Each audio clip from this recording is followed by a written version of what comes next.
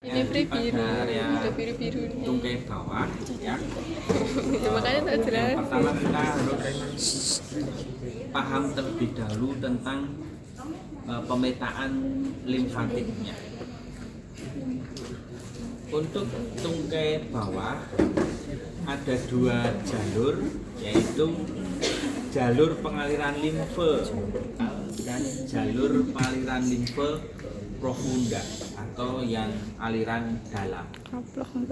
Untuk jalur pengaliran limfe superficial nanti ngarahnya melewati di bawah kulit dari tungkai bawah menuju ke tungkai atas. Itu yang pengaliran superficial.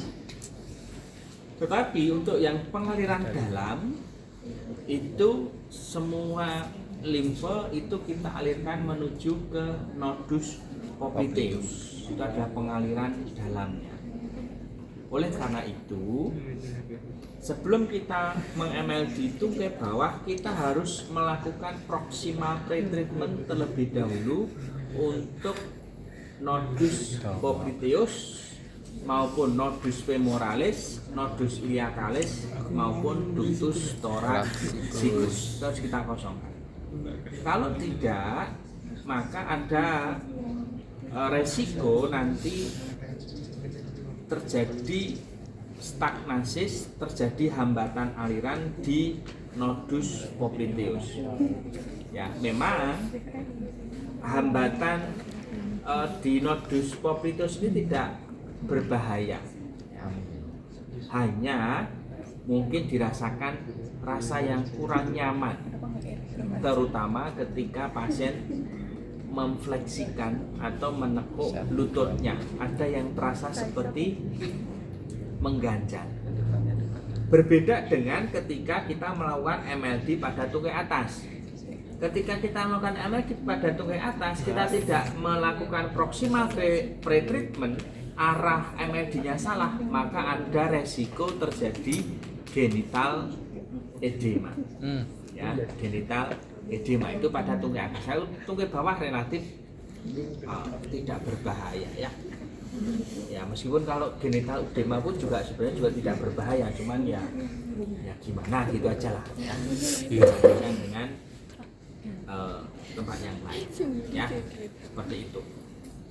Seperti halnya dulu mungkin Pak Yoga pernah cerita ada mahasiswi yang dilakukan MLD pada lengan atas, tekanannya salah, arahnya salah ya, dia merasakan mame pada bagian sampingnya, dada bagian sampingnya ini menggelembung kayak ada airnya, menggelembung ada air ya.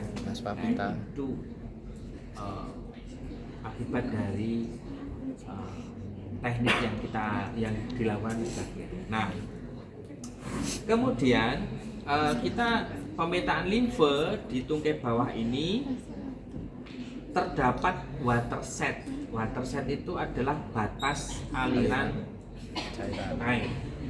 Nah, batas aliran air itu dijumpai mulai dari tuberositas tibia, kemudian dia berjalan ke distal ya, sepanjang linea tuberosita sampai ke malleolus medialis, bahkan ada juga yang mengatakannya berlanjut sampai ke metatarsal 1.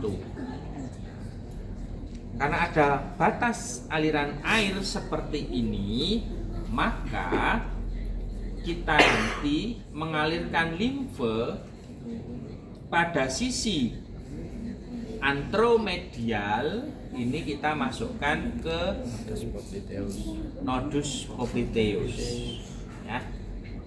Ini yang kalau kita pengalirannya yang dalam. Kalau pengalirannya yang superficial, maka boleh melewati lutut bagian media. Pun yang sisi lateral, maka kita alirkan limfe ini di sisi antrolateral menuju ke nodus popliteus. Kalau mau lanjut ke lutut boleh nanti ke arah sana. ya. Oke. Terus di ankle juga demikian. Ankle pada sisi medial berarti nanti kita mengalirkannya boleh melewati bagian anterior malleolus medialis, boleh juga kita mengalirkannya melewati bagian posterior dari malleolus medialis, ya, sehingga nanti ini ke arah tendon Achilles, ya. Ini. Kemudian di sisi dorsal dan lateral, ya, ini boleh melewati anterior malleolus lateralis atau boleh juga dia berbelok ke posterior dari malleolus lateralis, ya. Sudah kelihatan petanya, sudah kelihatan jalurnya, ya. Ini hanya tersedia jalur one way saja.